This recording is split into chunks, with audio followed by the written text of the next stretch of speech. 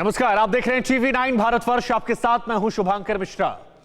LAC पर जबरदस्त तनाव के बीच में भारतीय वायुसेना को एक नई ताकत मिल चुकी है।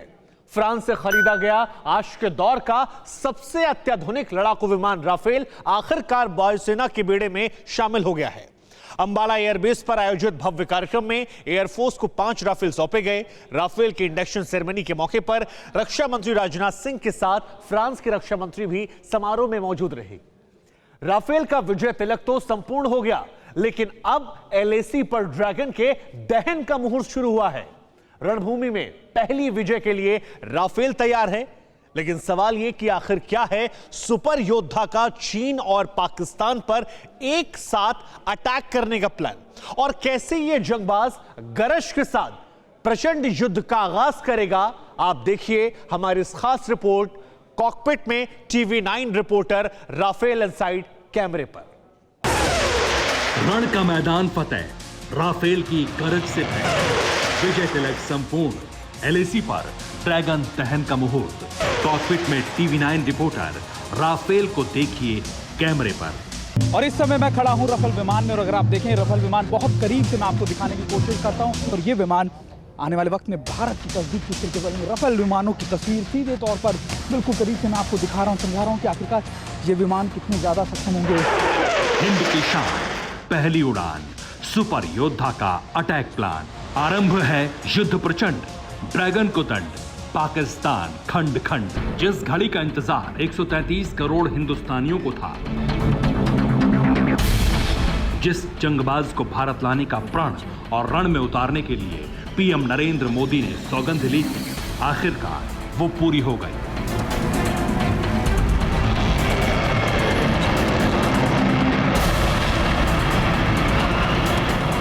देश का सबसे बड़ा रक्षक, हिंद की आन बान और शान, आसमान का सिकंदर राफेल वायुसेना में शामिल हो गया।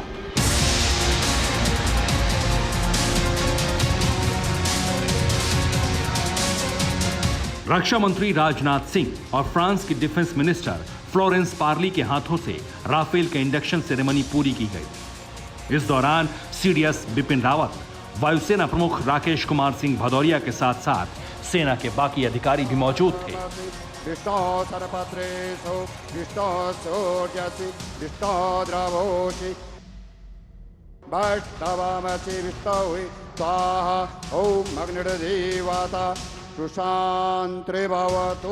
ओपनिंग सेरेमनी के बाद राफेल की सर्वधर्म रीति रिवाज से विधिवत पूजा अर्चना की गई। जिस वक्त राफेल का इंडक्शन हुआ, जिस वक्त राफेल को वाटर कैनन सैल्यूट के साथ वायुसेना में प्रवेश करवाया गया, उस दौरान टीवी 9 भारतवर्ष के रिपोर्टर इस ऐतिहासिक क्षण को अपने कैमरे में कैद कर रहे थे।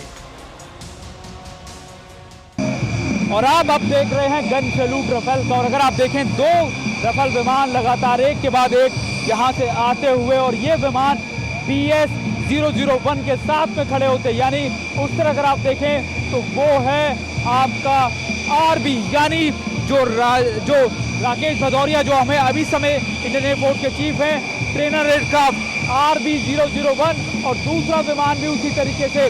तो ये क्षमताएं, ये तस्वीरें टीवी 9 भारतवर्ष पर आपको दिखाते हुए, और दोनों विमान, एक ट्रेनर एयरक्राफ्ट और दूसरा आपका फॉरवर्ड इलाकों में लगातार वॉर करने वाला, यानी आपके ट्रेनर RB सीरीज भी और BS सीरीज भी, दोनों एयरक्राफ्ट आज एक साथ खड़े हुए थे, और गन सैल्यूट दोनों को दे दिया गया इंडक्शन के लिए। ये वही राफेल है जिसको लेकर संसद से सड़क तक कोहराम मचा था। ये वही राफेल है जिसे लेकर सरकार की मंशा पर सवाल खड़े किए गए थे, लेकिन प्रधानमंत्री के दृढ़ निश्चय और कमिटमेंट ने सारी बाधाओं और बंदिशों को तोड़ दिया। 29 जुलाई को राफेल अंबाला पहुंचा, और इसके ठीक 43 दिन बाद राफेल वायुसेना की 17th गोल्डन एरो स्क्वाड्रन में शामिल हो गया।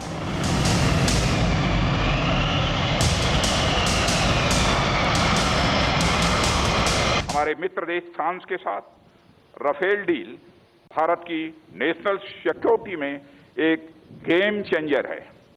इसका लॉन्ग रेंज ऑपरेशन, अपने वजन के बराबर आर्मामेंट और एडिशनल फ्यूल कैरी करने की कैपेसिटी, सॉफ्ट लैंडिंग ग्राउंड से ऑपरेट करने की एबिलिटी, हाई स्पीड जैसी खूबियां इसे दुनिया के बेस्ट एयरक्राफ्ट में से एक बनाती हैं।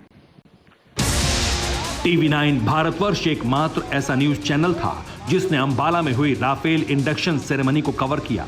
सिर्फ हमारे रिपोर्टर ही हिंदुस्तान के इस जंगबाज के कॉकपिट में बैठे।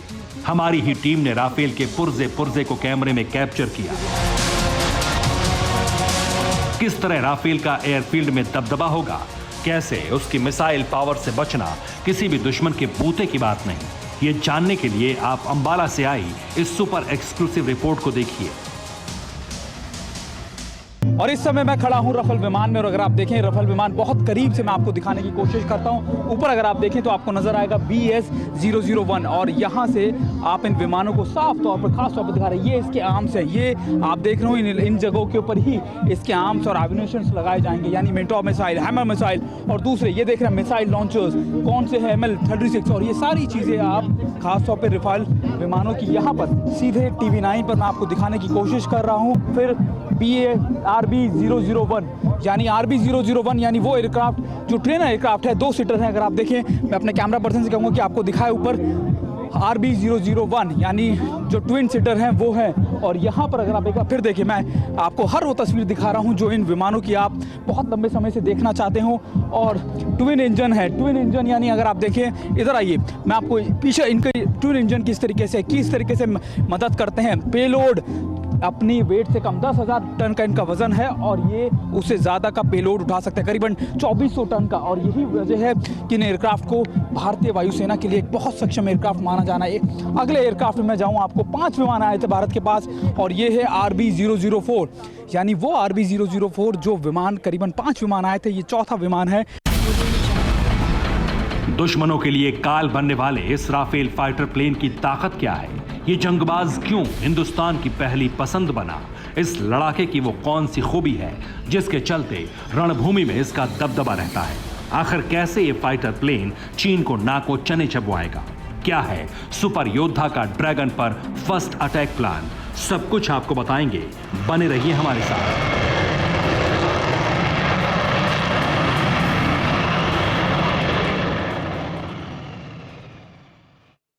जिनपिंग का हवाई गुरूर टूटने वाला है। पाकिस्तान के आसमानी गुमान की धज्जियां उड़ने वाली हैं।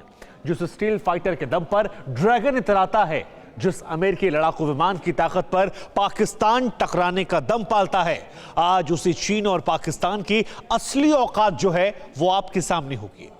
क्योंकि चीन और पाकिस्तान के जंगबाज तो सिर्फ कागजों पर मजबूत हैं, लेकिन असली योद्धा तो सिर्फ और सिर्फ राफेल है।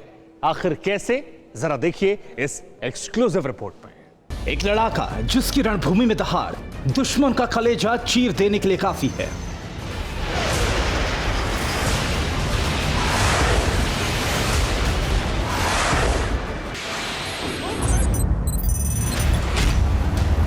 आसमान का सबसे खूंखार शिकारी अब LAC पर दस्तक देने वाला है।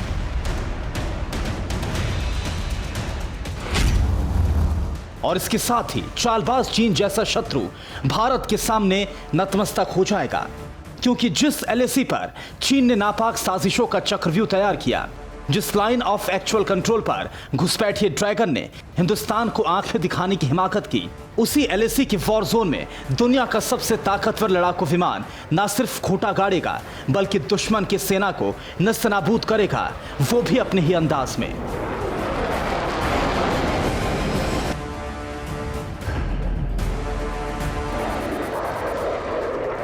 वॉर जोन में राफेल की एंट्री ही सन्न कर देने वाली होगी, क्योंकि इलाका किसी का भी हो, कहीं भी हो, धमाका सिर्फ और सिर्फ राफेल ही करता है।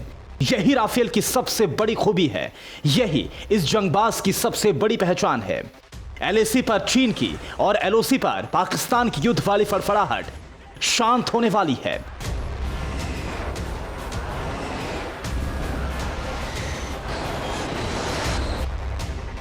क्योंकि राफेल के ऑपरेशन मोड से न सिर्फ भारतीय वायुसेना ताकतवर होगी, बल्कि इस दफा पाकिस्तान और चीन पर सीधे अटैक का भी मास्टर प्लान पहले से तैयार हो चुका है।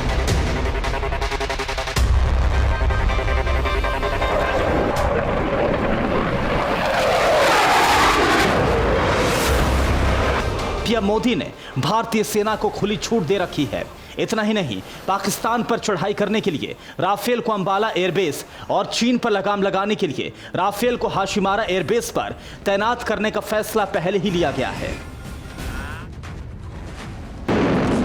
चीन और पाकिस्तान को अपने जिन लड़ाकू विमानों पर गुमान है, फर्जी, कबाड़ और फुस्सी फाइटर जेट के दम पर दोनों दुश्मन मुल्क जिस नशे में चूर हैं, राफेल इन दोनों ही मुल्कों के फाइटरों को निस्तनाबूद करके जंगी फितूर को चकनाचूर कर देगा। क्योंकि राफेल की फाइटिंग स्किल ऐसी है जिसके चलते ये बैटल ग्राउंड में उतरा तो यकीन मानिए चीन और पाकिस्तान जैसे मुल्क तबाह हो जाएंगे। आखिर कैसे, आप खुद देखिए। राफेल की रफ्तार 2130 किलोमीटर प्रति घंटा है। राफेल 3700 किलोमीटर की दूरी तक मार कर सकता है। राफेल को किसी भी तरह के मिशन पर भेजा जा सकता है। परमाणु हथियारों के इस्तेमाल में राफेल को महारत हासिल है। राफेल 1 मिनट में 60,000 फुट की ऊंचाई तक उड़ान भर सकता है। यही वो खूबियां हैं जो राफेल को बाकी आसमानी लड़ाकों से अलग साबित करती हैं। अब आपको चीन के J-20 लड़ाकू विमान की ताकत को बताते हैं। चेंगडू J-20 लड़ाकू विमान की रफ्तार 2100 किलोमीटर प्रति घंटे की है। चीन का ये लड़ाकू विमान मिसाइल, लेजर गाइडेड बम से लैस है। ये फाइटर एयर टू एयर और एयर टू सरफेस हमला कर सकता है। इस वक्त चीन की वायुसेना में 50 J-20 लड़ाकू विमान मौजूद हैं। ये लड़ाकू विमान छोटी एटमी मिसाइल दागने की ताकत रखता है।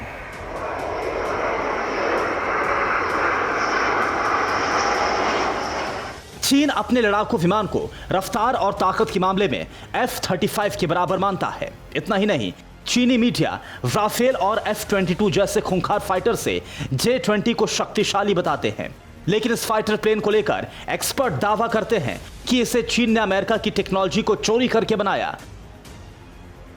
इसकी बनावट और डिजाइन F-22 और F-35 से भी मिलती जुलती है। चीन के आसमानी सिकंदर की हकीकत आपने देख ली। अब आपको पाकिस्तान के F-16 की ताकत से रूबरू करवाते हैं। F-16 फाल्कन की रफ्तार 2414 किलोमीटर प्रति घंटा की है। यह हवा से हवा और हवा से जमीन पर अटैक कर सकता है। इस लड़ाकू विमान की मारक क्षमता 3222 किलोमीटर तक है। यह विमान 1 मिनट में 50,000 फीट की ऊंचाई तक उड़ान भर सकता है।